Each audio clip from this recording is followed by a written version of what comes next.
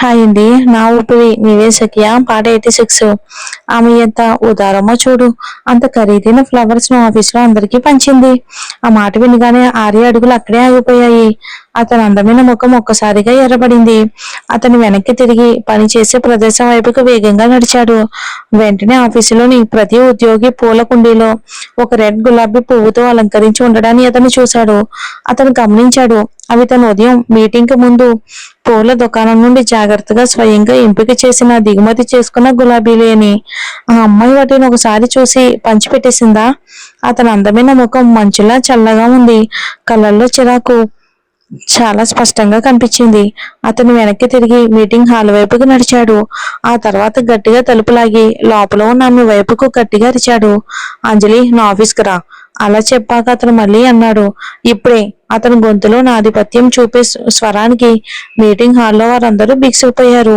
వాళ్ళందరూ ఆర్య ఆర్య పేరు పెట్టి పిలిచిన ఆమె వైపుకు జాలిగా చూశారు. మనసులో వాళ్ళు ఎలా అనుకున్నారు, ఈసారి ఈమె ఏం పెద్ద తప్పు చేసిందో. పెద్ద బాస్ ఎందుకు ఇంత ఆధిపత్యం చూపే గొంతుతో మాట్లాడుతున్నారు? కొద్దిగా ఆశ్చర్యపోయిన అంజలి తన వస్తువులు తీసుకుని సీట్లోంచి లేచింది. తర్వాత బయటకు నడిచి తన వెనక మీటింగ్ హాల్ తలుపు మూసింది. ఆర్య గారు, ఏమైనా అత్యవసరమా పనా? మా ఆఫీస్ లో మాట్లాడదాం. అతను పొల్లు కొరుకుతూ చెప్పి ఎలివేటర్ వైపుకు ముందుకు నడిచాడు. ఇంతలో అంజలి చాలా గందరగోళానికి గురయింది. అసలు నేను అతనికి కోపం ఎలా తెప్పించాను?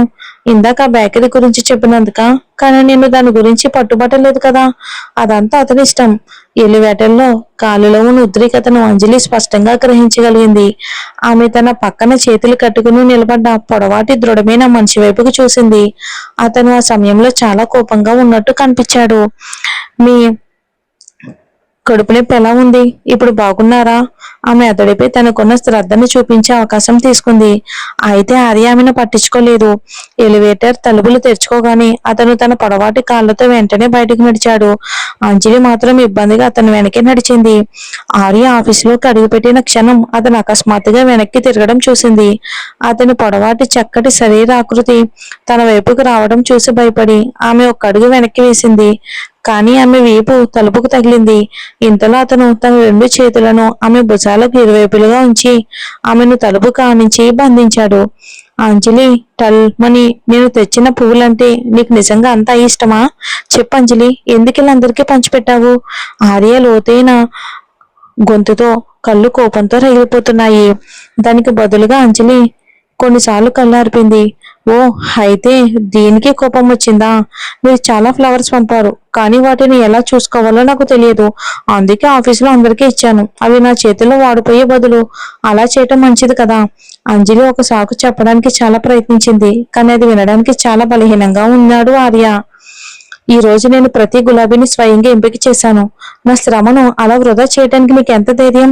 ఆర్య వెచ్చని శ్వాస ఆమె ముఖంపై చర్మానికి తగిలింది. అతను ఆమెను తినేసేంత కోపంగా ఉన్నట్టు కనిపించాడు. వెంటనే అతను అదే చేశాడు.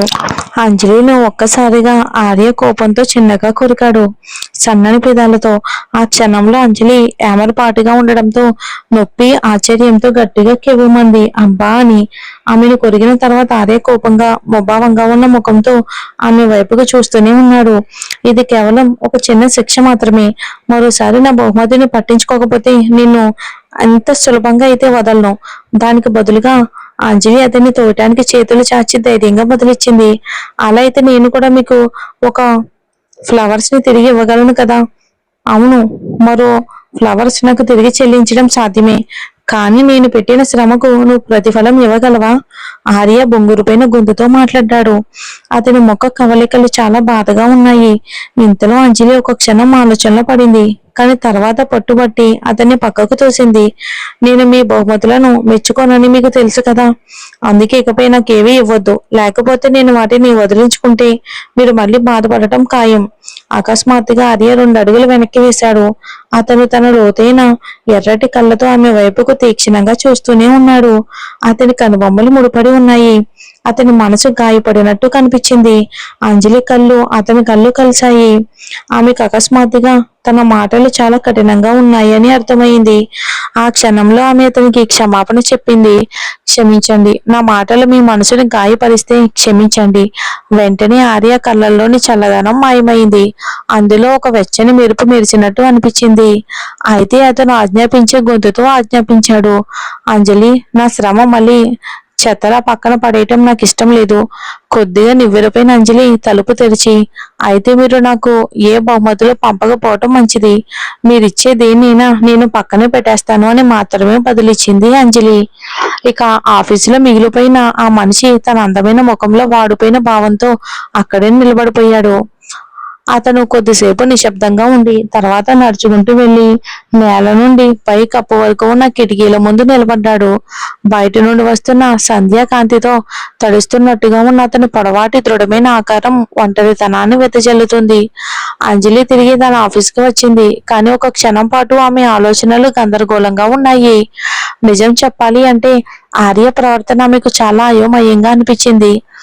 ఈ రోజు అతను చాలా వింతగా ప్రవర్తిస్తున్నాడు. ఒకవేళ అతనికి నేను నచ్చానా ఏంటి? అతను నాకు ఇచ్చిన ఫ్లవర్స్ స్వయంగా ఎంచుకున్నాడని నేను ఊహించలేదు. నిఖిల్ కూడా నాకు ఫ్లవర్స్ పంపాడు. కానీ అతను ఖచ్చితంగా ఫ్లవర్స్ దుకాణానికి ఫోన్ చేసి చెప్పుంటాడు కదా. మరి ఆర్యాల స్వయంగా వెళ్లి ఫ్లవర్స్ ని ఎంచుకోవడానికి సమయం తీసుకోడు నిఖిల్. అతను పంపిన ఫ్లవర్స్ ని నేను ఎప్పుడూ పట్టించుకోలేదని ఆర్యకి కోపం రావటం సహజమే అనుకుంటా. కానీ నిజాయితీగా చెప్పాలి అంటే అతను ప్రతి పువ్వును స్వయంగా ఎంచుకున్నాడని నేను అస్సలు ఊహించలేదు. అయ్యో, ఆ ఆలోచన రాగానే అంజలి రెండు చేతులతో తల పట్టుకుంది. ఆమెకు చాలా చిరాగ్గా అనిపించింది. మధ్యాహ్నం రాజలక్ష్మి ఒక శుభవార్త చెప్పడానికి వచ్చింది. మానవ వనరుల విభాగం వారు మధురిమ బేకరీని సంప్రదించారని ఒప్పందం కూడా సిద్ధమైందని చెప్పింది.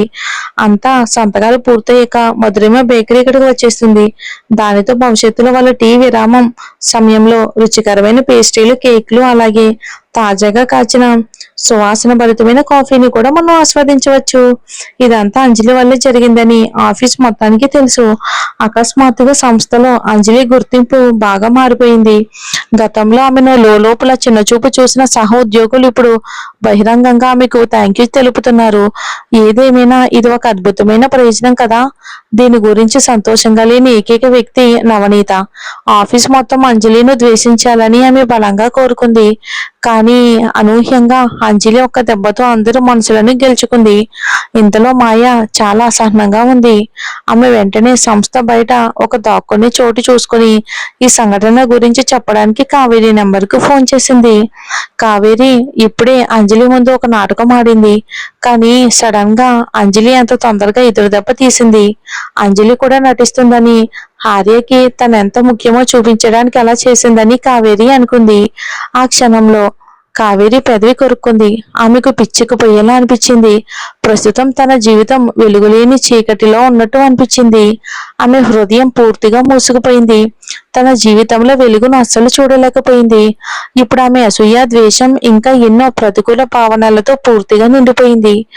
ఆర్యతో కావేరి పరిచయం ఆమెకు మంచిది కాలేదు. ఎందుకంటే అతను తన జీవితంలో ఒక ఉపద్రవంలా అనిపించాడు. అతను ఒక అద్భుతమైన వ్యక్తి, కానీ తను అంత గొప్పదేమీ కాదు.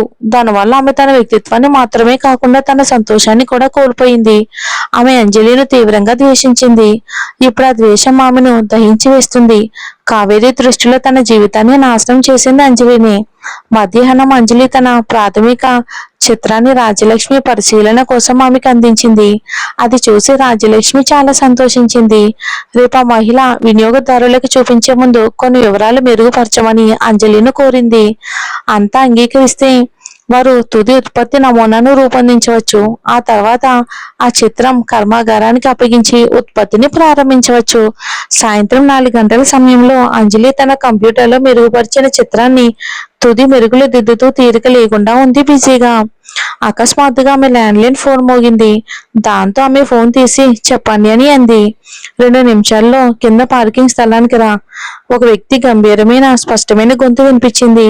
అకస్మాత్తుగా అంజలి తన సెల్ ఫోన్ తీసి సమయం చూసుకుంది. అది చూసి ఉలికి పడింది. ఆమెకు పనిలో పడి బన్నీని తీసుకురావాలనే విషయం దాదాపు మర్చిపోయినట్టు గుర్తొచ్చింది. సరే, ఇప్పుడే వస్తున్నాను అని అంజలి వెంటనే జవాబిచ్చింది. ఆ తర్వాత ఆమె తన వస్తువులన్నీ సర్దుకుని కంప్యూటర్ ఆఫ్ చేసి తలుపు వైపుకు పరుగు తీసింది. కారు పార్కింగ్ స్థలంలో అప్పటికే ఇంజిన్ ఆన్లో ఉన్న కారును అంజలి చూసింది. ఆమె ముందు పక్క సీటు తలుపు తెరిచి కారులోకి ఎక్కింది. సీట్ బెల్ట్ పెట్టుకుంటూ ఆతృతగా కొనికింది. తొందరగా వెళ్ళండి, మనం ఆలస్యం అయిపోతాం. ఇంతలో ఆర్యకి ఏం మాట్లాడాలో అర్థం కాలేదు. ఒకవేళ అతను గుర్తు చేయకపోతే ఆమె బన్నీని తీసుకురావాలనే విషయం పూర్తిగా మర్చిపోయేది కదా. అయినప్పటికీ ఆ మనిషి వేగాన్ని పెంచడానికి ఎక్సిలేటర్ పై కారు నొక్కి వేగంగా కారును పోనిచ్చాడు. ఇక అంజలి కిటికీలో నుంచి బయటకు చూస్తూ బయట ట్రాఫిక్ ని గమనిస్తూ నెమ్మదిగా ఊపిరి వదిలింది. ఆ క్షణంలో ఆమె ఉత్సాహంగా ఉంది. ఆమె పని సజావుగా సాగుతుంది. కుటుంబం కూడా క్షేమంగా ఉంది. ఇంతకు ముందెన్నడూ అనుభవించని అసాధారణమైన ప్రశాంతత స్థితిలో ఉన్నట్టు ఆమెకి ఎందుకో అనిపించింది. అకస్మాత్తుగా ఆమె సెల్ ఫోన్ మోగింది. ఆమె దాన్ని చేతిలోకి తీసుకుని చూసింది. ఒక క్షణం ఆశ్చర్యపోయిన అంజలి పక్కనే ఉన్న మనిషి వైపుకి చూస్తూ, మీ అమ్మమ్మ గారు లైన్ లో ఉన్నారు అని చెప్పింది. ఆర్య ఆమె వైపుకి చూసి గంభీరమైన గొంతుతో, స్పీకర్ ఫోన్ లో పెట్టు అని బదిలిచ్చాడు. దాంతో అంజలి ఒక లోతైన శ్వాస తీసుకుని స్పీకర్ బటన్ నొక్కి మధురమైన మర్యాద పూర్వకమైన గొంతుతో ఫోన్ మాట్లాడింది. శుభ సాయంత్రం రాజేశ్వరి గారు. ఆ క్షణంలో రాజేశ్వరి ఆప్యాయంగా మృదువైన గొంతుతో బదిలిచ్చింది. అంజలి, ఎలా ఉన్నావు? ఈ మధ్య చాలా తీరిక లేకుండా ఉన్నావా? లేదు, అంత తీరిక లేకుండా ఏమీ లేను. నేను మీకు చేయాల్సిన పని ఏమైనా ఉందా అని అంజలి నవ్వుతూ అడిగింది. అదేం లేదు, రేపు మధ్యాహ్నం నేను భోజనానికి పిలుద్దాం అనుకున్నాను. ఆ రోజు విందులో హడావిడిగా ఉండటం వల్ల నా నీతో పెద్దగా మాట్లాడలేకపోయాను. రేపు మధ్యాహ్నం నీ ఖాళీ ఉంటుందా అని అంది. మీరు ఇక్కడ ఒకటి గమనించాలండి. ఏంటంటే ఆఫీస్ లో రాజలక్ష్మి వేరు, ఇక్కడ ఆర్య వాళ్ళ అమ్మమ్మ గారు కూడా వేరు అన్నమాట. సేమ్ నేమ్స్ కానీ వేరు వేరు పర్సన్స్. వచ్చే ఎపిసోడ్ లో చూద్దాం. Thanks for watching.